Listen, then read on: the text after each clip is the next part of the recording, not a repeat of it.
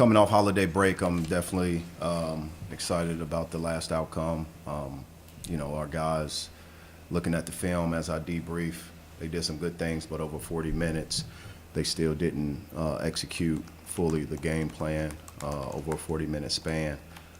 We'll continue to challenge the group. I'll continue to challenge our group and push them in a direction that I think they need to go in. Obviously, the atmosphere was great. I'm excited about our fans being able to come out, support us, get home safely, make it safely. In addition, obviously want to send my condolences to Demetrius Johnson's family, his wife Pat, and his children. Dennis, you've had some success at different times playing zone this year. Is that something that you've always, that's part of your philosophy, or is that a matchup by matchup, or what this personnel this team has?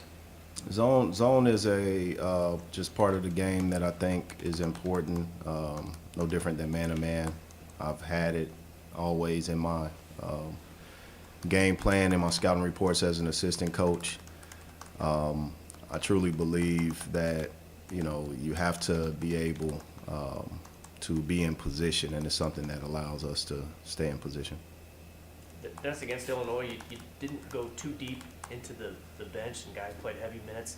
Is that, for you, is that more of a game-to-game kind of a feel thing when you decide who's going to play and who's maybe not going to get as many minutes? Yeah, that's a good question. Every game that we kind of prepare for, I keep my mind open as it relates to playing 10 or more guys. And sometimes the rhythm of the game allows you to just stay with a rotation, and I think that's what happened and took place the last game. We had a great rotation going. Guys were playing well, and I wanted to continue that and not disrupt it. When you have a bunch of veterans who have played a lot, does that make it a little easier because you're not worried as much about who's watching their minutes or their points or anything like that? If Golston hits the game-winning shot one game and comes off the bench the next game, seems that's fine with him. Yeah, from the very beginning, I think it's important that you are unselfish as it relates to who's playing minutes, right? I think ultimately you want to not concentrate on how many minutes you play. You want to concentrate on how effective and efficient you are in the minutes that you're given.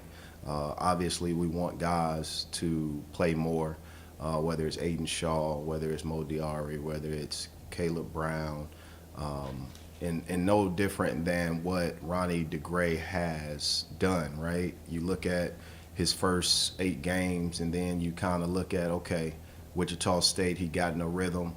He was able to provide a spark, and then he jumps into the starting lineup at UCF. He jumps into the starting lineup at Illinois, and ultimately I'm excited about his growth, but also what it says to the other guys that are not playing the minutes that they probably would like to play, that there's opportunity out there, but more importantly, it's a long season for anyone to help us.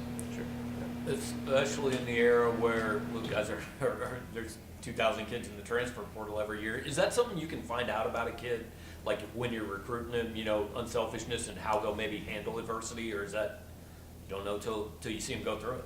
Well, I always try to figure out who kids are before we recruit them. Without a doubt, the staff does a great job identifying those young people. I want them to have at least some characteristics of our 8 core values: friendship, love, accountability, trust, discipline, unselfishness, enthusiasm, and toughness. They got to be able to show that. They have to be able to act that part. They have to be able to be described as being that way by maybe a stranger and even people that know them and know them well. I think it's important that we continue to identify kids not only in the portal, JUCO, high school, that look forward to putting on a Mizzou jersey. And I just look at the guys that we have. They're excited to wear the jersey every day. Dennis, just what's it been like kind of working around the holidays, having such a big game beforehand, and then coming out of Christmas, just having another big one? Typical year-by-year holiday transition. Get to see family, friends, loved ones.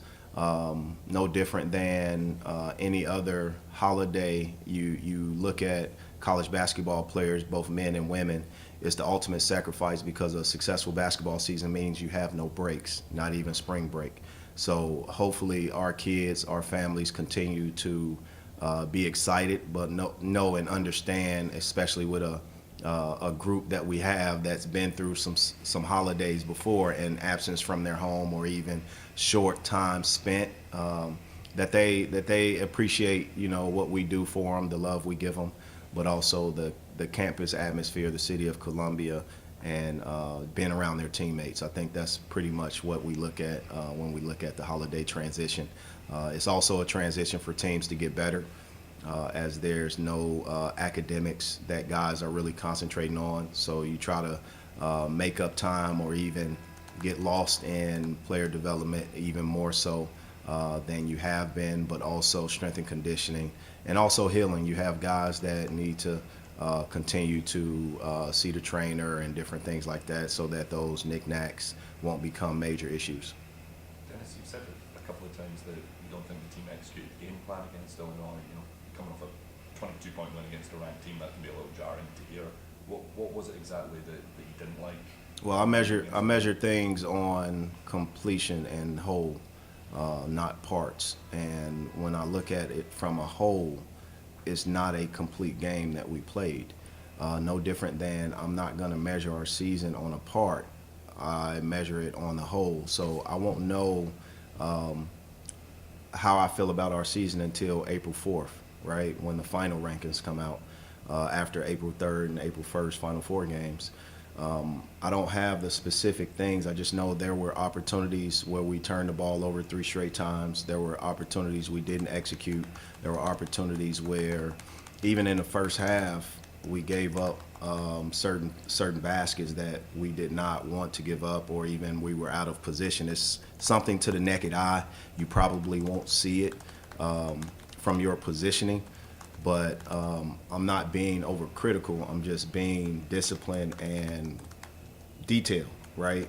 I think ultimately when you put together 40 minutes, that's a complete game. And I just don't think our team played a complete game. It's also the second straight sellout here for the SEC opener. I mean, what can you just say about the fan support, especially with it being a busy week with the holidays now? Well, again, happy holidays to everyone. I am definitely thankful for it to be our second straight sellout. I think our city deserves it. Our campus deserves it. Our community deserves it. You know, whenever you can rally around a team during the holidays and spend time with your family, friends, and loved ones, it adds to memories that hopefully continue to influence our crowd to keep coming back. I think you have the tradition, right? The tradition is what it is, and I'm excited about being a part of it. But the tradition doesn't exist without our crowd, our sacrifices of our donors, our alumni, and all those people that share the same love for our institution and our sports teams. And it's not just about men's basketball. It's about coming to women's basketball games, including wrestling, including football, and all other sports that this city is definitely excited to have. So I'm thankful for our student athletes and their families for sacrificing what they sacrificed to allow us to be a part of their lives. What kind of unique challenge is Oscar Cheatley? You said unique. Yeah. Naismith Player of the Year uniqueness. I mean, it's that simple. It's simplicity at its finest. Is no different than if you had a Heisman Trophy winner coming in here playing a football game, right? He's elite and a great player, and his teammates believe in him. His coaching staff believes in him, and he does a great job.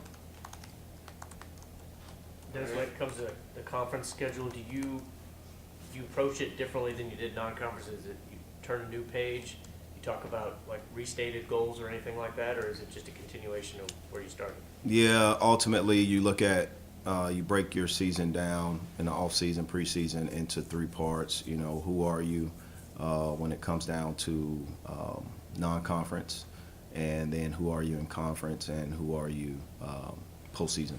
And, you know, you have to earn that last part of your season.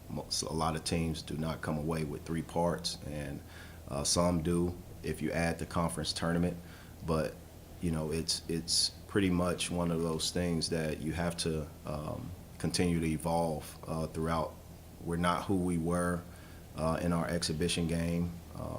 We are not who we were in the first 2 weeks, 3 weeks, 4 weeks, and we wasn't who we were 2 weeks ago, 3 weeks ago. So we want to continue to evolve as a program, but also continue to get better and challenge ourselves and challenge our staff to do the same. And, you know, it's a long season, man, and there's no doubt we're in the infant stages of building a program. But, you know, some tough times, tough challenges are ahead, and we're just going to take it one game at a time. One last question. All right, thanks, Coach. MIZ.